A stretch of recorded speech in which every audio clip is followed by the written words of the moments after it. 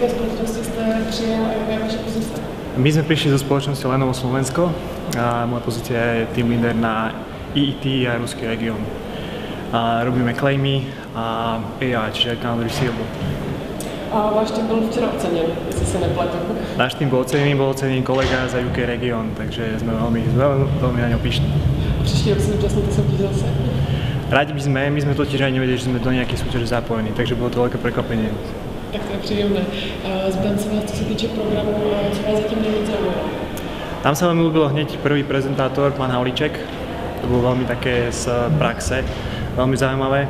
A trošku nás mrzí, že sme prišli neskôr na dnešnú prvú prezentáciu, lebo pán, ktorý prezentoval, bol veľmi dobrý a to je práve to, vlastne, čo sme potrebovali pre našu prácu.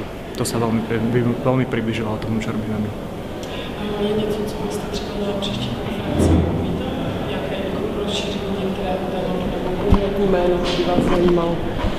Ja si myslím, že konkrétne, aby to bolo skôr také viac možno do hĺbky, niektoré tie prezentácie sú dosť na takej všeobecnej úrovni a taký vyšší level. My sme očakávali skôr, že akým spôsobom riešiť vymáhanie pohľadávok a ako riešiť problémy zákazníkov.